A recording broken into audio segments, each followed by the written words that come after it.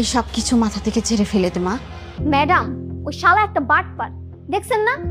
আমারে বিয়ের কথা কইয়া আবার আপনারে বিয়ে করলো। এই তুই একটু চুপ কর তো বকুল।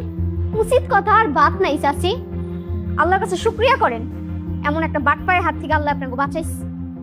বকুল, তুই এখানকে যা তো।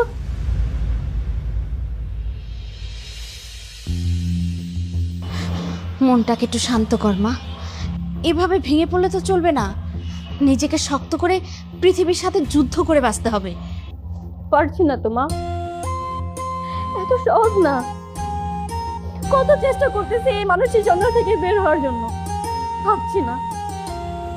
একটা কালো রাত আমার জীবনের প্রত্যেকটা মুহূর্তকে ধ্বংস করে দিচ্ছে মা। একটা সময় দেখবি সব ঠিক হয়ে যাবে। তুই একটু ধৈর্য ধর মা।